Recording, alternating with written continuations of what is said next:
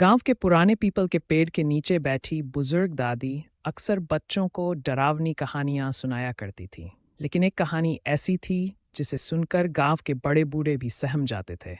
सुगाहन चुड़ैल की कहानी। शुभा की शादी गांव में शुभा नाम की एक नवविवाहित लड़की थी। उसकी शादी बड़े धूमधाम से हुई थी और वह अपने पति रमेश के साथ बहुत खुश थी। लेकिन शादी के कुछ ही दिनों बाद गांव में एक अजीब घटना घटी। हर पूर्णिमा की रात कोई न कोई औरत रहस्यमय तरीके से गायब हो जाती थी। गांव के लोग डरने लगे, पर किसी को कुछ समझ नहीं आ रहा था। एक दिन रमेश को दूर शहर जाना पड़ा और शुभा को अकेले ही घर पर रहना पड़ा।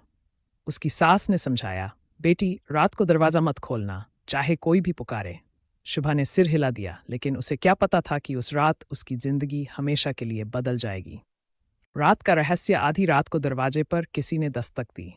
आवाज आई, शुभा दरवाजा खोलो, मैं तुम्हारी सहेली राधा हूं। शुभा चौंक गई। राधा तो पास के गांव में रहती थी, वह इतनी रात का यहां कैसे आ सकती है?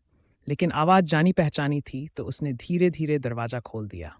जैसे ही दरवाजा खुला, एक काली परछाई तेजी से अंदर घुसी। वह कोई और नहीं बल्कि सुगाहन चुड़ैल थी। उसका चेहरा जुर्रीदार था, लाल आंखें जल रही थी और लंबे नुकीले दांत बाहर निकले हुए थे। वह चुड़ैल सिर्फ उन्हीं नवविवाहित औरतों को निशाना बनाती थी जो अपने पति की लंबी उम्र की कामना करती थीं, क्योंकि वह खुद अपने पति की मौत के बाद चुड़ैल बन गई थी और अब हर सुहागन से उसकी मांग का सिंदूर छीनना चाहती थी। शुभा की सूझबूझ। शुभा ने तुरंत एक जलता हुआ दीपक उठा लिया और चुड़ैल के सामने कर दिया। आग देखकर चुड़ैल चीखने लगी और पीछे हटने लगी। तभी शुभा ने अपनी सास की बताई हुई बात याद की। अगर कभी